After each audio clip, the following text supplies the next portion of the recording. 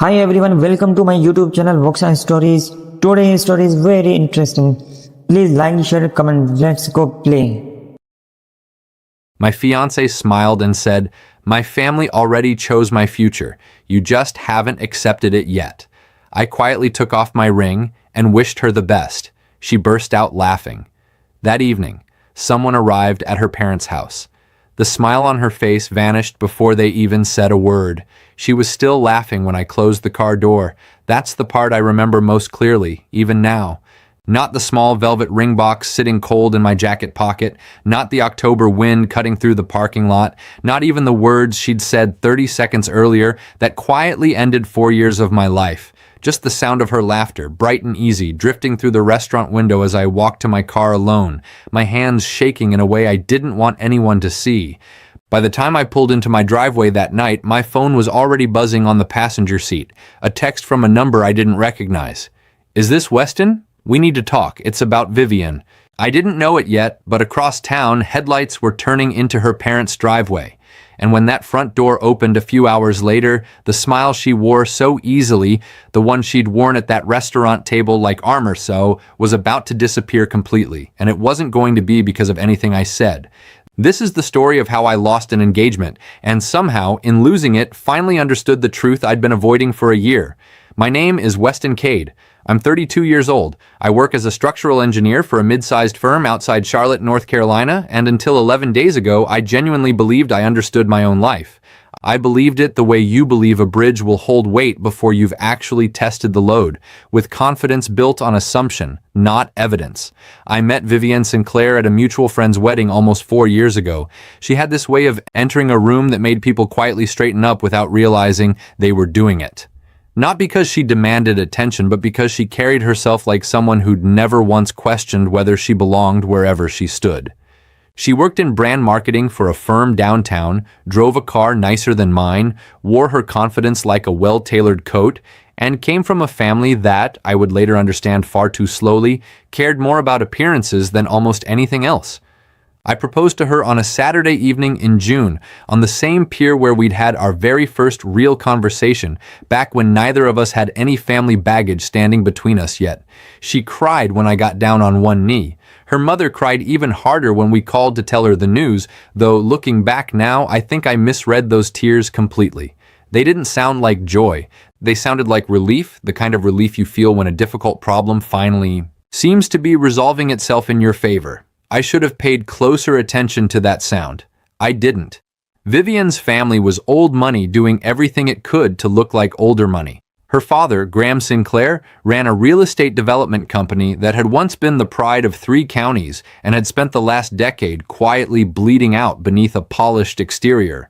Her mother, Margot, treated every dinner conversation like a screening interview for the son-in-law she'd always imagined, someone with the right last name, the right law degree, the right connections to the right country club. I was invited into that world as an engineer with calloused hands and a modest condo, and I always felt less like a future family member and more like a candidate who hadn't quite passed the final round.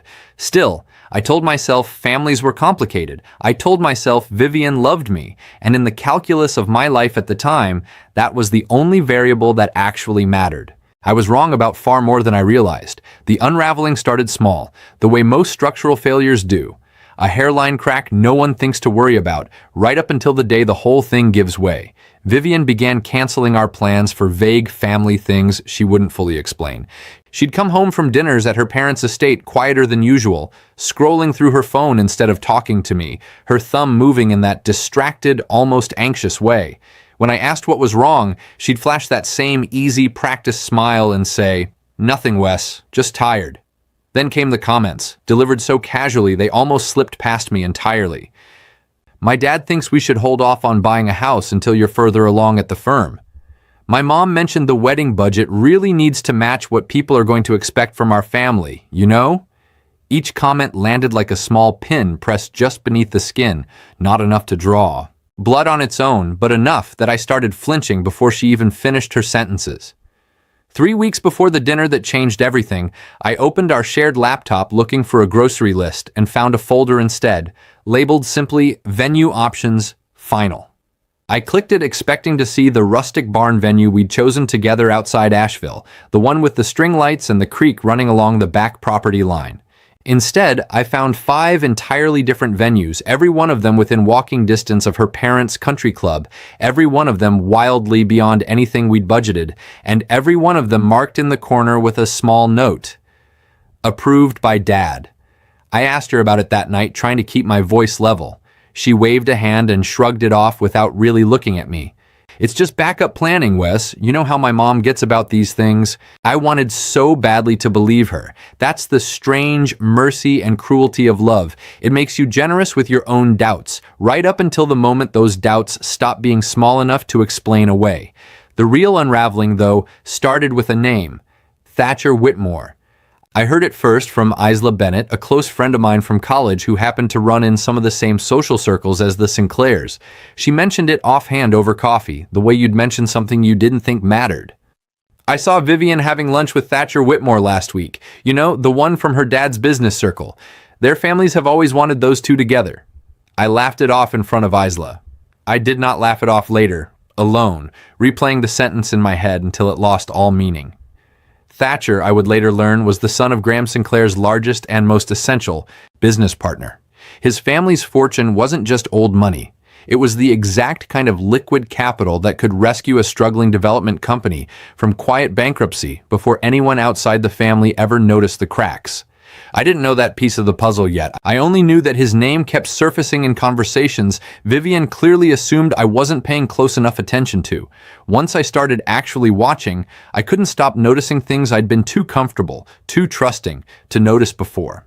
The way Margot introduced me at social events as Vivian's friend rather than her fiancé, letting the word hang there just long enough to sting. The way Graham would steer every dinner conversation toward business deals and go noticeably quiet the moment I tried to contribute.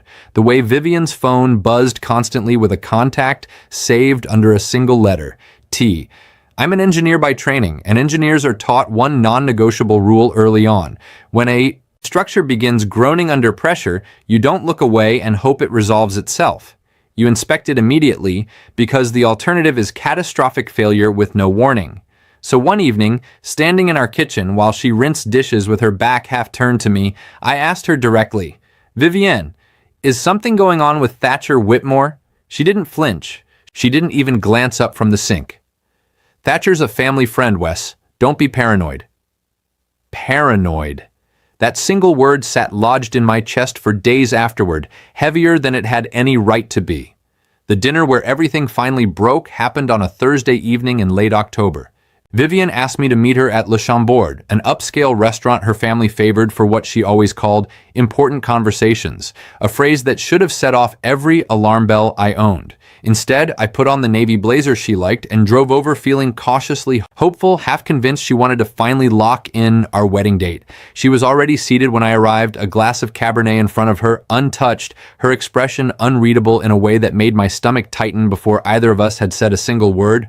We need to talk, she said once I'd taken my seat. No greeting, no smile yet. That came later, and somehow it was worse than anything she could have said out loud. My parents had a long conversation with me this week, she continued, turning the stem of her wine glass slowly between two fingers, not quite meeting my eyes. About my future, about what actually makes sense for this family, long term. Okay, I said carefully, my pulse already climbing. And what exactly did they decide? That's when she smiled. Not warmly and not cruelly either. Something colder and more clinical than either of those, more like someone patiently explaining a decision that had already been finalized weeks ago, one I was simply the last person to be informed about. My family already chose my future, she said, her voice steady, almost gentle. You just haven't accepted it yet. I sat there in that too-quiet restaurant for what felt like a full minute, waiting for the punchline, waiting for anything that would make those words make sense in a version of reality that didn't end the two of us. It never came. Thatcher's family is finalizing a merger with my dad's company next quarter, she said, laying it out like she was reading from a business memo instead of dismantling an engagement. It only really works. Cleanly, I mean, if things line up personally, too. My parents think it's what's best for everyone. And honestly, Wes, I think they might be right about this one. I asked her quietly whether she was ending our 4-year engagement to marry a man her father had essentially selected for the sake of a business transaction. She didn't deny a single word of it. She simply shrugged, the way you might shrug when someone finally catches up to a conversation you'd already been having privately in your own head for weeks. I wish I could tell you I fought for her in that moment. I wish I could tell you I made some grand cinematic declaration that changed her mind on the spot. But the truth is, some part of me had already been quietly bracing for this ever since I found that folder on the laptop 3 weeks earlier. So instead, I reached into my jacket pocket, slid off the ring I'd been keeping loosely on my pinky finger after a jeweler resized it that same week, and set it down gently on the white tablecloth between us, the small diamond catching the candlelight. "I hope it works out the way you want it to," I told her, and I meant it. In that strange, hollow way you can mean something even as it's quietly breaking you from the inside out. That's when she laughed, not a nervous laugh. Not an awkward, uncomfortable one either. A genuine, easy laugh, like I'd just said something faintly absurd at a dinner party. "You're being so dramatic right now," she said, still smiling as I pushed my chair back and stood. "You'll come around, Wes. You always do." I did not come around. I walked out of that restaurant with an empty ring finger, a hollow chest, and a strange, aching clarity I hadn't felt in years. I drove home in near total silence, the radio off, replaying every conversation of the last 4 years, trying to pinpoint exactly where the version of Vivienne I'd fallen in love with had gone, or whether she'd ever truly existed outside the borders of my own hopeful imagination. That's when my phone buzzed against the passenger seat, an unfamiliar number. "Is this Weston? We need to talk. It's about Vivienne. My name is Delphine Whitmore. I'm Thatcher's sister." I almost didn't respond. I was in absolutely no emotional state to talk to anyone connected to either the Sinclairs or the Whitmores that night. But something about the message, the urgency baked into those short, clipped sentences, made me call the number back instead of ignoring it entirely. Delphine picked up on the very first ring, her voice tight with something caught between anger and relief. "Thank God you called. Okay, I don't know how much you already know, but you need to hear this before tonight goes any further." What she told me over the next 10 minutes completely rearranged everything I thought I understood about the past 3 weeks. Thatcher, as it turned out, was not a willing participant in any of this arrangement. In fact, Thatcher had a girlfriend of nearly 2 years, a woman named Josephine Rowe, and he'd been quietly planning to propose to her within the month. The so-called merger marriage hadn't been his idea at all. It was entirely Graham Sinclair's increasingly desperate strategy to rescue his failing development company by binding it, both financially and personally, to the far more stable Whitmore family fortune. And Margot Sinclair, according to Delphine, had been the one applying the real pressure on Vivienne behind closed doors, using guilt, family loyalty, and what Delphine bluntly called the kind of pressure that doesn't leave visible bruises but breaks a person just the same. "Thatcher told our father no, weeks ago," Delphine said, her voice sharpening with frustration. "But Graham Sinclair doesn't seem to accept no as an actual answer. He's been telling investors the merger is already essentially finalized, both financially and personally, because he needs people to believe the deal is airtight before it actually closes on paper. Vivienne isn't choosing Thatcher because she wants him, Weston. She's collateral in a business deal her father can't afford to let collapse." I sat parked outside my own apartment building, engine off, letting all of that settle over me. Vivienne hadn't laughed at me in that restaurant because she felt nothing. She'd laughed because she was performing a role that had been scripted for her long before that dinner, and some exhausted, cornered part of her had apparently convinced herself that performing it convincingly might hurt less than admitting how trapped she actually was. That understanding should have made me feel better. It didn't. Not completely. Not right away. Because loving someone enough to recognize the trap they're standing in doesn't erase the fact that they still chose, at least outwardly, to walk into it, smiling, laughing, while I quietly set my ring down on a white tablecloth and walked out alone. But Delphine wasn't finished. "There's one more thing," she said, her voice dropping. "My brother drove over to see the Sinclairs tonight. He's done pretending this is going to happen. He's telling them the truth in person right now, that he's not marrying Vivienne, that he's proposing to Josephine this weekend, and that Graham's entire plan just collapsed. He didn't want to do it over the phone like a coward. He's there right now, at their house." That's the exact moment I understood what my earlier text had actually meant. Someone had arrived at the Sinclair house that night. Not me. Thatcher. I could have stayed home. I could have let all those pieces fall wherever gravity decided to take them without me anywhere in the room. Part of me genuinely wanted to do exactly that. But another part of me, the part that still cared, even furious and hollowed out as I was, what happened to Vivienne, needed to see this through to the end with my own eyes.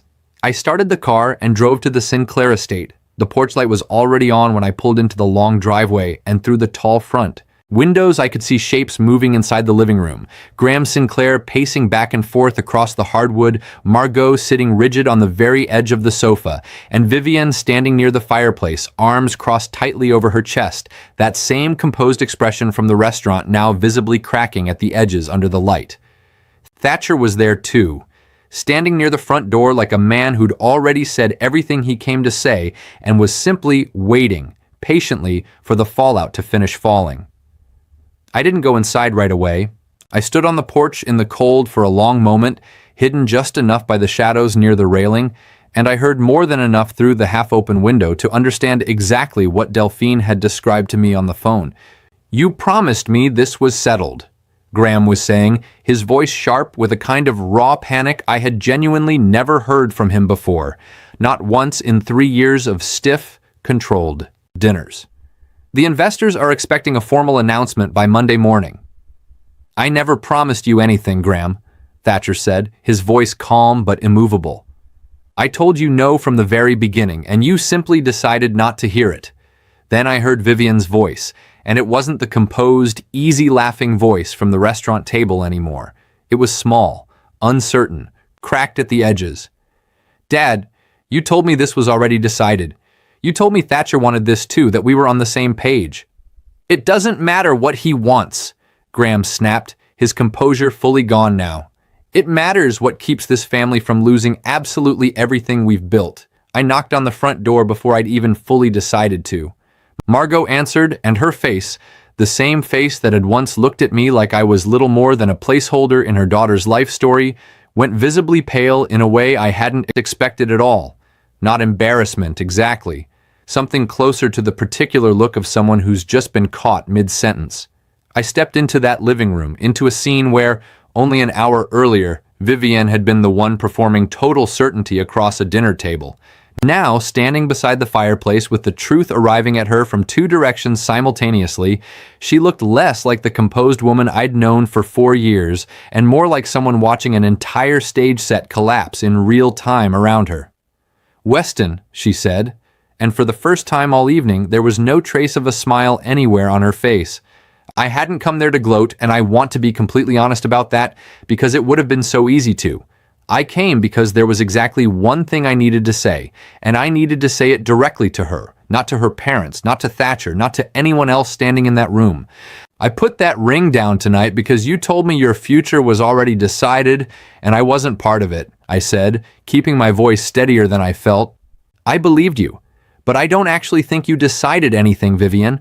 I think you let your parents decide for you, and you were about to marry a man who never even wanted to marry you, all to save a company that was never yours to save in the first place." Graham started to say something about family loyalty and preserving a legacy, and I let him finish because it genuinely wasn't my argument to have. That one belonged entirely to Vivienne. She looked at her father for a long, heavy moment, then at her mother, and finally back at me. "I need everyone in this room to stop talking," she said quietly, her voice trembling now in a way I'd never once heard from her. "Just stop. All of you, please." The room went completely silent in a way it hadn't managed all evening. "I said yes to this because the 2 of you made it sound like there was no other option on the table," she said to her parents, her voice shaking, every ounce of that composed confidence gone from her posture. "You told me Thatcher wanted it. You told me Weston would eventually understand and come around. You made it sound so simple, like I was the only thing standing between this family and total collapse." She turned toward Thatcher. "You should have told me you didn't want this either. I never would have gone along with any of it if I'd known you were being pushed into it too." "I tried," Thatcher said quietly, his shoulders dropping. "Your dad kept telling both of us that the other one had already agreed. He kept us in separate rooms essentially the whole time." Vivian turned back to face her father, and something in her expression hardened into a look I'd never once seen on her in 4 years. You lied to both of us just to make this work on paper. Graham didn't answer. That silence, stretching out across the living room, told me everything I needed to understand about how long this particular pattern had likely been running in that house, and how many other conversations had probably been quietly built on that exact same foundation of careful, deliberate manipulation. I didn't stay much longer after that exchange. There wasn't anything else left for me to say, and honestly, watching Vivienne finally see her own family with unclouded eyes wasn't a victory I especially wanted to witness up close. I told her simply and without anger that I hoped she'd eventually figure out what she actually wanted for herself, not what her parents wanted, not what made some business deal marginally easier to close, and then I left through the same front door I'd walked through minutes earlier. It's been 11 days now since that dinner at Le Chambord. Vivienne has called twice. I haven't answered either time. Not out of cruelty, but because I know myself well enough to understand that if I pick up too soon, I'll talk myself right back into something that was never fully mine to begin with, a relationship built partly on real love and partly on a family's convenience. I heard through Isla that the so-called merger collapsed entirely once Thatcher's father learned exactly how Graham had misrepresented the situation to everyone involved on both sides. I heard that Vivian moved out of her parents' house for the very first time in her adult life into a small, one-bedroom apartment closer to her office downtown. I don't know yet whether that's genuine forgiveness of herself or simply distance from the people who cornered her. Maybe, honestly, it's both at once. A few days ago, I ran into Josephine Rowe at a coffee shop near my office, completely by accident. She recognized me before I recognized her, and we ended up talking for almost 20 minutes over 2 lukewarm coffees.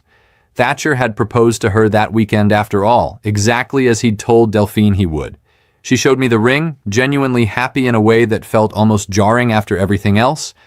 For what it's worth, she told me before we parted ways, Thatcher said what you did that night, setting the ring down and just walking out instead of making a scene, was the only honest thing that happened in that entire situation. I didn't know quite what to say to that, so I just thanked her and wished her well and meant it. As for me, I've spent these 11 days doing something I probably should have started doing years earlier, asking myself honestly whether I loved who Vivian actually was, or whether I loved who I kept hoping she'd eventually become once she was far enough from her parents' orbit. I don't have a clean, satisfying answer yet. Grief rarely hands you one on schedule, but I have learned something from all of this that feels like it's worth more, in the long run, than the engagement I lost that Thursday night. Love that requires you to constantly compete with someone else's approval isn't really love at all. It's a negotiation, and negotiations can always be quietly renegotiated by whoever happens to be holding the most leverage in the room. If someone ever tells you your future has already been decided without you present for the decision, believe them the very first time they say it. Not because they're necessarily right about what's best for you, but because that single sentence tells you exactly how much actual room you have left in their life, and how much of it was ever truly yours to begin with. I took that ring off the table in a restaurant 11 days ago, and I haven't picked it back up since. I don't know yet whether that was the ending of something or quietly the beginning of something else entirely. Maybe in the end, it was both. So I'll leave you with the same question I still haven't fully answered for myself, even now, sitting here telling you all of this. If someone you loved looked you in the eye and told you your future had already been decided without you in the room, would you have walked away that night the way I did? Or would you have stayed and fought for a place at a table that deep down was never really set for you in the first place? Let me know what you would have done, honestly, in the comments below. I read every single one. Drop your thoughts in the comment, like, share and subscribe my channel for more weekly stories. Thanks for watching.